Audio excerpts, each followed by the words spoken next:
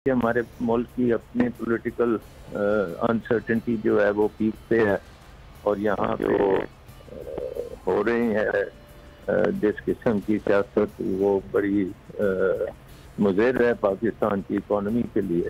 ये क्या वजह है कि चौथा महीना अब चल रहा है कि मामला जो है वो कंट्रोल नहीं हो पा रहे।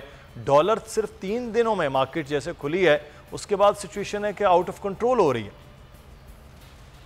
नहीं, I think out of control वाली तो बात नहीं है। बहुत से फैक्टर्स हैं इस वक्त जो चल रहे हैं। एक तो ये है कि अमेरिका ने इंटरेस्ट रेट्स अपने बहुत बढ़ाए हैं जिसकी वजह से डॉलर बड़ा स्ट्रांग हुआ है बाकी करेंसीज के मुकाबले में, और उसके साथ साथ तेल की कीमतें और ऊपर चली गई हैं नीचे आने की बजाय। वो सदर बाइडन का दौरा सऊदी अरेबिया इतना कोई कामयाब नहीं रहा। तीसरी चीज़ तो जाहिर है कि हमारे मुल्क की अपनी पॉलिटिकल अनसर्टेनिटी जो है वो पीक पे है और यहाँ पे हो रही है जिस किस्म की सियासत वो बड़ी मुज़िर है पाकिस्तान की इकॉनमी के लिए, तो वो फैक्टर भी है।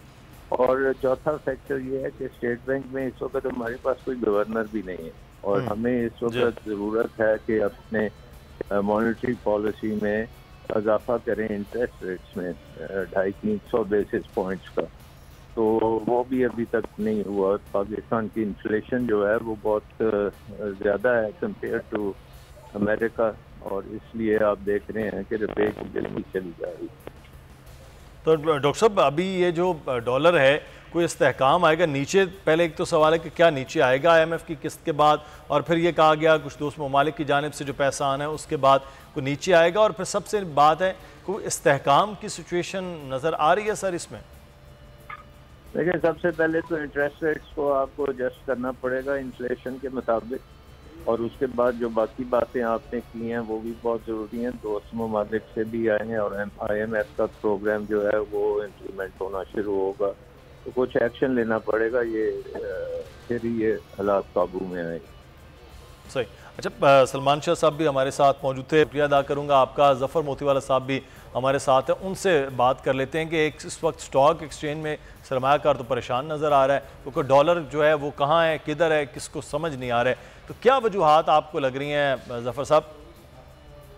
देखिए, वजूहात वही हैं कि पाकिस्तान दुनिया का पहला मुल्क है जो सियासी बहरान की वजह से मुआशी बहरान की तरफ जा रहा है, और हम वेनेजुएला को और दूसरे कंट्रीज को इसलिए नहीं गिनते हैं कि वो हमारे इस रीजन के मुल्क नहीं है। अब जब हम देखते हैं कि यहाँ पर जो डॉलर की ऊंची उड़ान है वो सबको परेशान कर रही है। सुबह हम उठते हैं और आ जाता है कि भाई इंटरबैंक प्राइसेस चल रहे हैं, और ओपन मार्केट में ये जो बता रहे हैं वो सब झूठ बोलते हैं कि भाई 1 रुपया फर्क है। कभी भी ओपन मार्केट अगर क्वांटिटी में आप डॉलर लेने जाओगे तो वहां पर ओपन मार्केट में 1 रुपया फर्क आपको नहीं मिलेगा। अब जो डॉक्टर साहब बोल रहे थे, हमारे मेरे तो उस्ताद हैं वो जो है वो सही बोल रहे हैं कि भाई अगर IMF की किस्त आ जाती है तो फिर थोड़ा सा मामला समझ जाएगा। लेकिन IMF में भी अब आंटी IMF है, वो भी मजा ले रही है कि पाकिस्तान को किस तरह स्क्वीज करें, किस तरह इसको परेशान करें। और वो जो है लेकिन जफर साहब मिफ्ताह इस्माइल साहब ये कह रहे हैं कि IMF ने कहा है कि वो पाकिस्तान को जो है वो डूबने नहीं देंगे, तो वो IMF तो कह रहा है कि पाकिस्तान के साथ है। देखिए, मिफ्ताह मेरा दूर का रिश्तेदार होता है। अच्छा। और मिफ्ताह की बातों के लिए मैं तमाम पब्लिक से मैं माफी मांगता हूँ। अच्छा। क्योंकि अभी जो है ये परेशानी जो है ना मिफ्ताह को समझ आ रही है, ना करंट गवर्नमेंट को जो समझ आ रही है, ना पब्लिक को समझ आ रही है।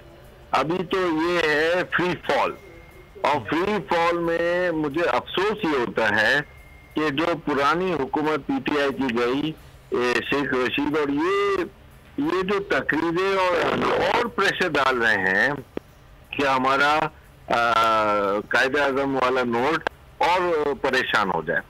अच्छा, अब आप ये सोचें कि मैं ये देख रहा हूँ कि दुनिया में ये नहीं होता है कि जब जो हुकूमत चली जाती है वो सबसे बड़ी दुश्मन उसी मुल्क की हो जाती है, जितना मैं पाकिस्तान में देख रहा हूँ।